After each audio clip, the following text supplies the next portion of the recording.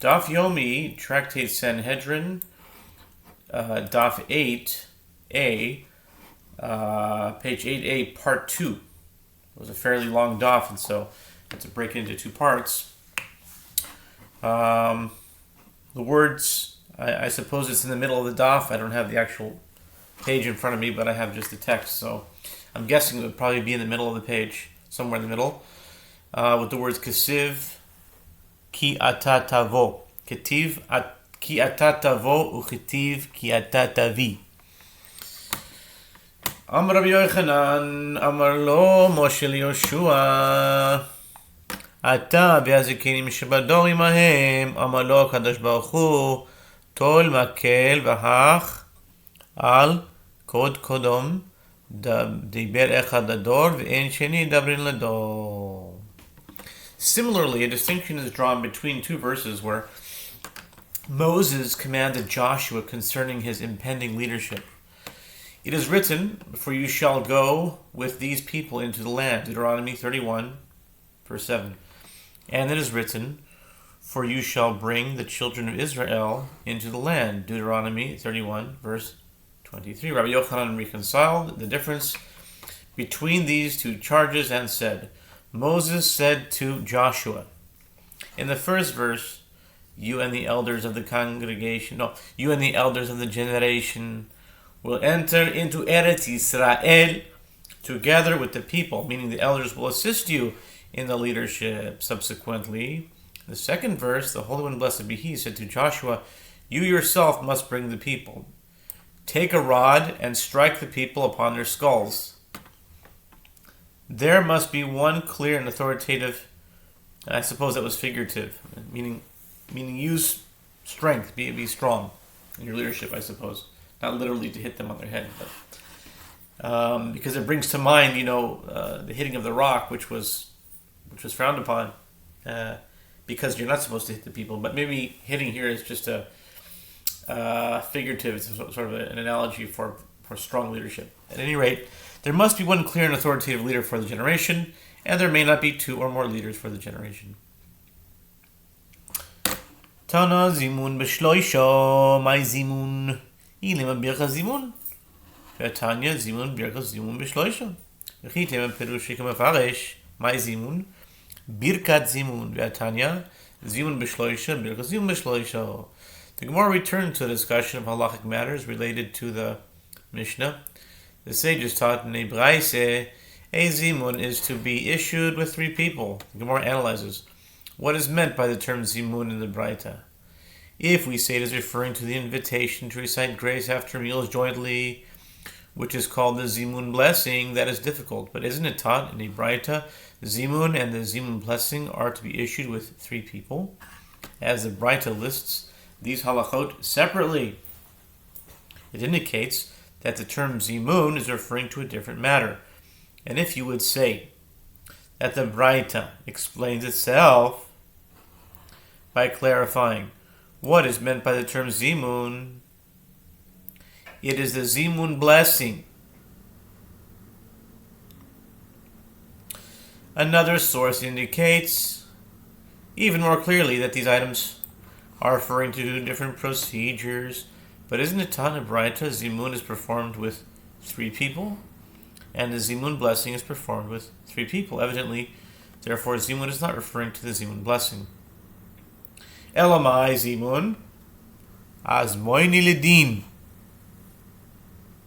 Ki damarova hani beit halaso. Dayoni diasvi. V'ozer shir lebedina damar mepuma hadechad. Lo amar klum. Ad Omar Mishmei Dechulu, Hani Mili Belo Yoima Didino, Al Yom Didina Leslanba. Rather, what is zimun? It is a summons to appear in court for judgment. The Gemara notes that this is similar to that which Rava said with regard to this court of three judges who are sitting and waiting to adjudicate a case. And the agent of the court went and said to one of the litigants that he is summoned in the name of only one of the judges. The summons is insufficient. It is as if the agent did not say anything unless he said, and the name of all of them. That is what is meant when it is taught that Zimun is issued by three.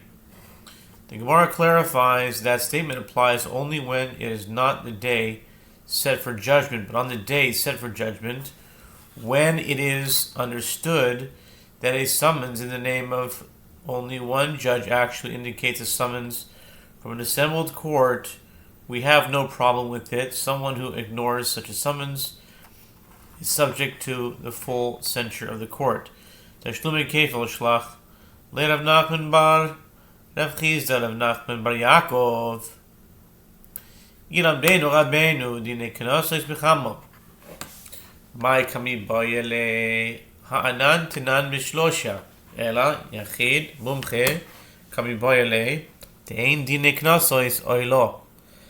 The Mishnah teaches cases involving payment of double the principal must be adjudicated by a court of three judges. Rav Nachman bar Rav Chizda said an inquiry to Rav Nachman bar Yaakov, let our teacher instruct us with regard to cases involving laws of fines. By how many judges must such cases be adjudicated? The Gemara asks, what is the dilemma he is raising? Didn't we learn in the Mishnah that such cases are judged by three judges? Rather, Rav Nachman bar Rav Chizda is raising a dilemma with regard to a single expert judge.